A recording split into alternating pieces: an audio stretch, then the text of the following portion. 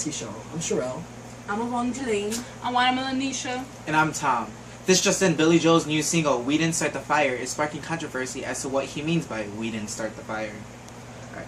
To begin the analysis of We Didn't Start the Fire, we'll be looking at one of the verses, particularly verse 5.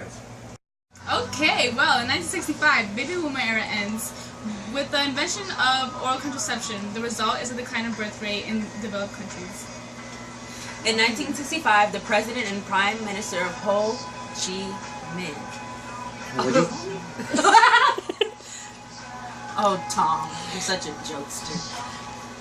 Yeah, the president and prime minister Ho Chi Minh of Vietnam was most famous for his interactions with the Vietnam War and the Ho Chi Minh Trail. On March 2nd, Operation Rolling Thunder was something that happened in Vietnam, which tried to get rid of all of Ho Chi Minh's military resources. And on March 8th, the first U.S. combat troops landed in North Vietnam. Oh, excuse me, South Vietnam. Now on to Sherelle in the washroom. Hello guys, so the first event that was mentioned, birth control, really just occurred in the US mainly and in Europe. And then the second one, Ho Chi Minh, I think that's how you pronounce his name, he was a leader of North Vietnam, and obviously his actions and stuff occurred in Vietnam, which is right here. Take it away, guys. With the spark of controversy over birth control, women are now being allowed to have the options of not only protecting themselves sexually, but having the option to start becoming independent and having a career to support themselves. Not being able to rely on a man is now starting to have a civil rights movement for women to become almost close to equal as men. With Ho Chi Minh being the prime minister during the Vietnam War, it gave a face as to what America had to fight against. And when America didn't win the Vietnam War, it struck a little fear into America's heart as to what they really can win and what they might end up losing. In 1968, President Richard Nixon became, president. But in 1960, he lost the election to President John F. Kennedy, who would later become assassinated. Speaking of President Nixon, in 1972, he was involved in the Watergate scandal, which tried to cover up a company breaking into the Democratic government office, which got him further in trouble with not only the government, but the people. Nixon's scandal has caused a fear in America where they questioned if they can actually trust the government. Being not told what is happening in the United States is now concerning Americans as to what else secrets the government has from the United States. Great job, Tom. On July 16, 1969, Apollo and Neil Armstrong and Buzz Aldrin went to the moon, took a photo, which is why it's called the moon shot, and that's it. The moon shot actually gave Americans hope in the future. This was the first time that any person on Earth would step onto the moon. This gave not only America hope to a better future, but also gave them an upper hand towards Russia, who they were competing with to see who would be more independent in space.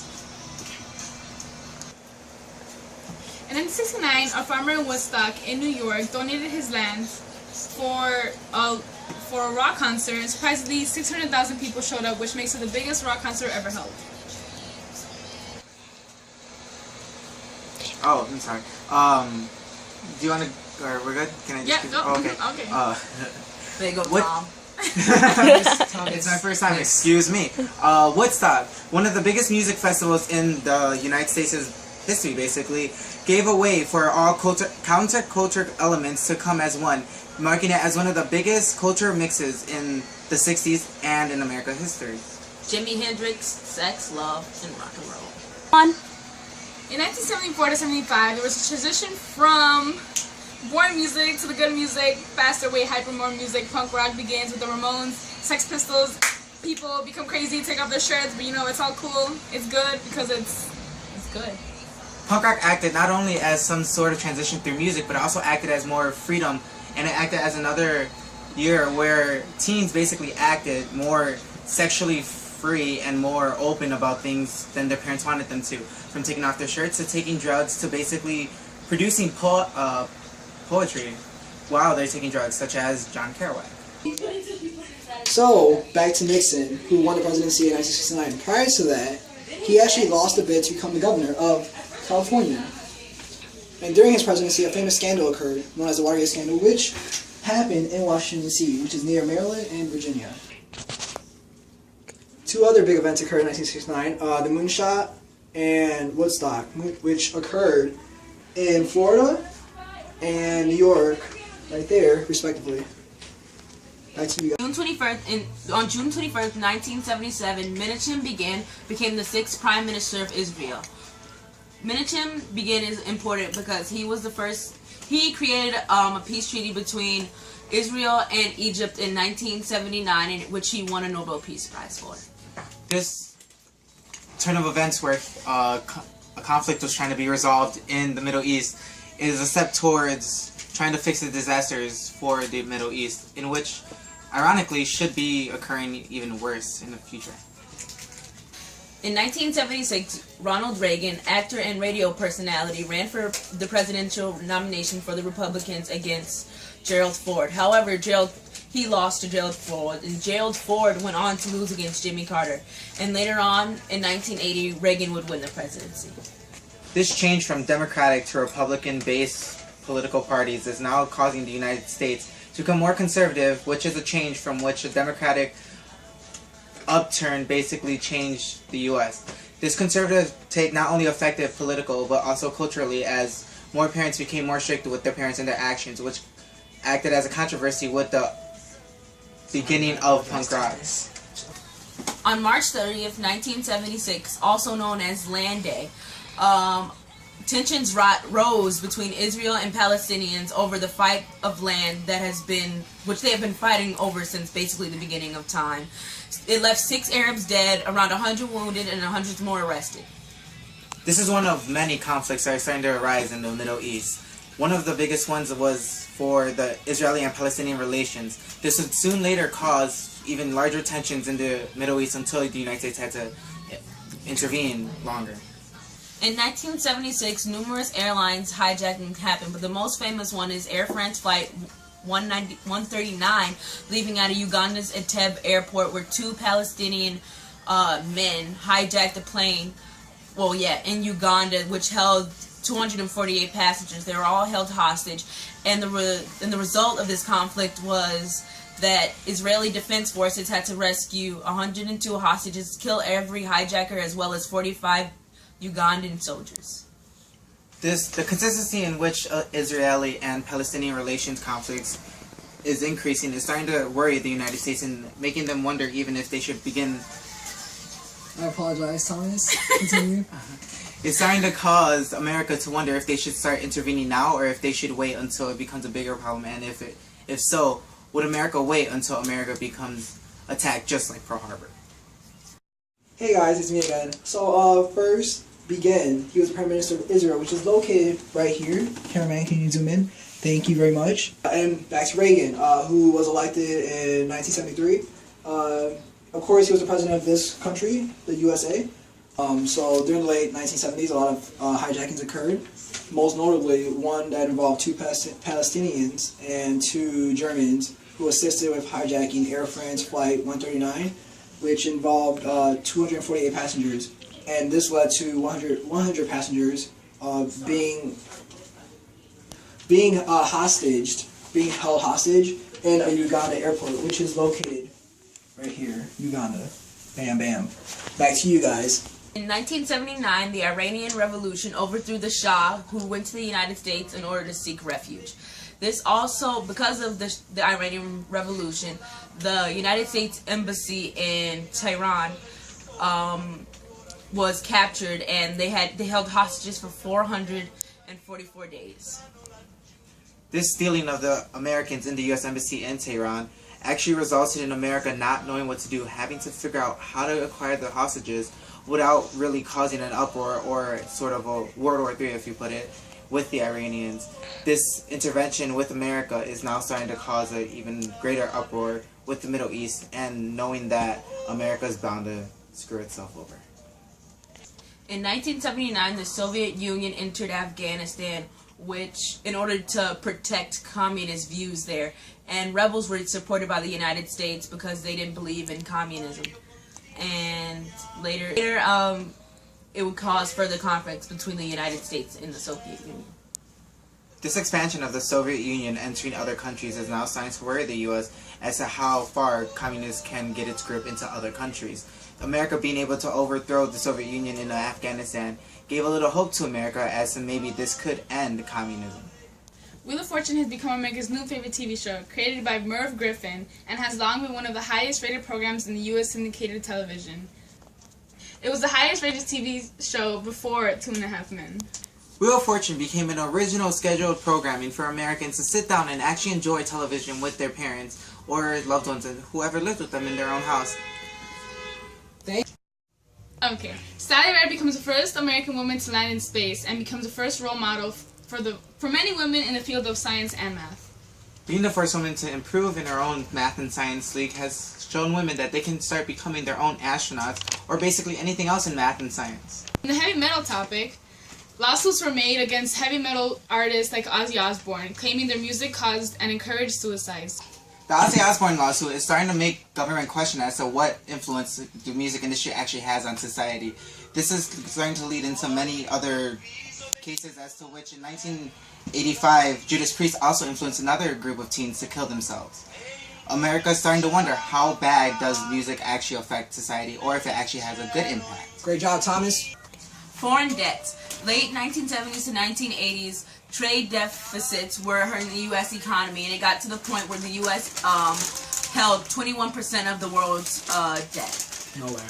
This was just Are you enjoying yourself? Yeah, Thomas, go. Continue. Sorry, I'm hungry. This is the beginning of just many other economic debts that the United States will be following. In the future, not only will... I'm sorry, Thomas. Yeah, the economy is now starting to face a big problem by holding 21% of the world's debt, causing the world whether or not to wonder if they should be importing or exporting more. Are you done? It's a very interesting story, that's why you said, okay. So, the Shah of Iran, yeah, that occurred right here. Wait for it, right here. Alright? You watched the movie Argo on that. Yeah, remember that, class? I know you do. Now these Russians, they try to go to Afghanistan, which is right here. Bam. Right there, you see that? To try to protect their communist views. In the 1980s, it was discovered that Vietnam vets weren't being taken care of. And this sparked a huge roar throughout the nation. The fact that the people that went out and tried to protect our security weren't having security of their own. Was there a big political conflict, but there was also a big culture conflict because people wanted their vets to be surviving on their own. I mean, they did waste their not waste, but sacrifice their lives trying to protect us for what? To come back to a home to become homeless? That's not right. Everyone knows that. And in 1983, HIV became a worldwide epidemic, which would eventually come to take an estimated 36 million people's lives. Not only did HIV start an epidemic, but it also started raising awareness to protect yourselves. Even though we had birth control, that meant that it was just birth control. It wasn't acting as a protection. Neither was condoms. There was still a high risk of you getting AIDS.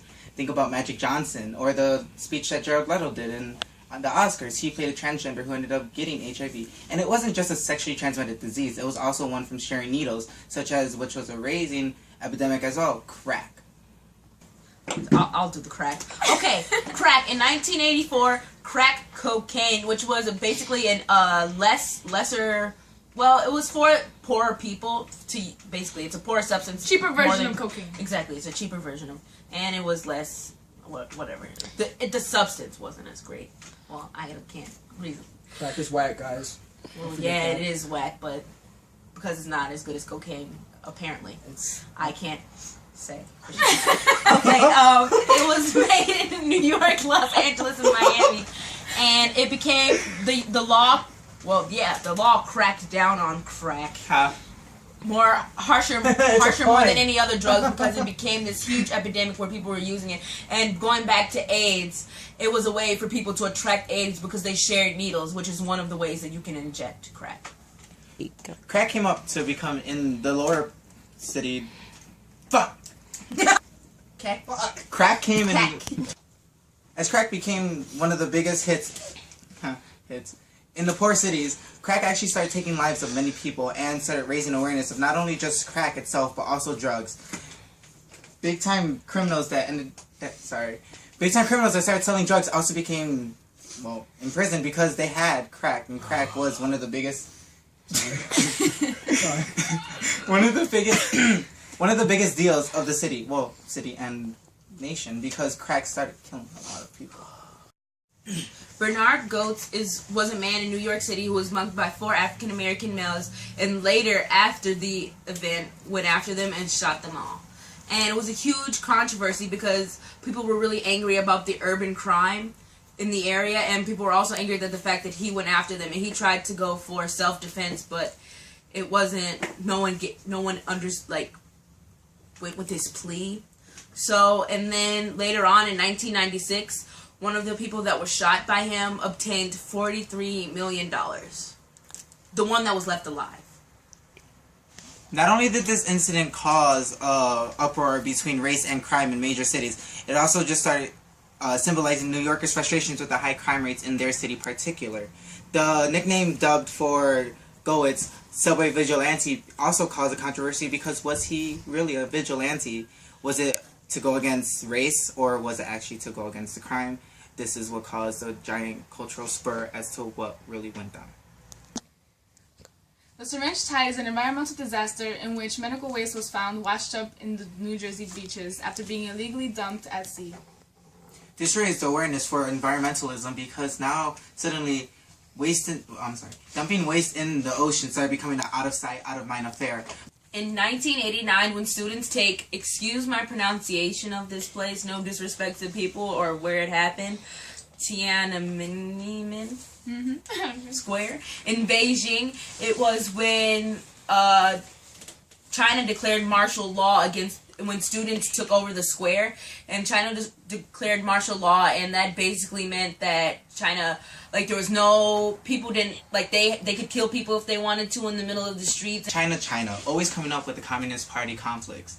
Realizing that China can actually be really harmful and most likely lethal, not even most likely, actually lethal against its own citizens, communism actually showed a bigger control over China than one would expect, having declared martial law in its own country. This shows America that communism is actually a big part of China, and it's willing to take away its own citizens to keep the belief in power. Ooh. In 1989, Pepsi and Cola battled for supremacy in the marketplace. Each hired a musician to promote their drinks. Coke had Paula Abdul, and Michael Jackson was for Pepsi. They then started to try and outdo each other.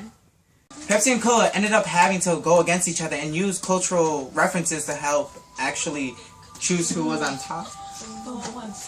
To choose on top. Alright, so the homeless vets, they were the vets from the Vietnam War. Are you guys still here? Wow, this is awkward. Okay, you know what, just finish your segment. So they were all I'm gonna need you to hurry up, kind of back up You're in here. I didn't even see you yet. Well, they were all in the US. Alright, AIDS around the world. Alright, an epidemic around the world. Crack. It was mainly in trouble neighborhoods, but more specifically in Miami, which is in Florida, New York, which is in New York, and LA, which is in California. Watch how you point that thing. Bernie Goetz, the incident with him, it happened in New York too. But not least, the Cola Wars occurred. It was a nationwide theme, but the celebrities that they used were from like California, New York, and Texas and stuff like that. And that is it. Thank you for watching. Start the fire because over generations we just acquired all the violence. Nothing actually got more violent in society.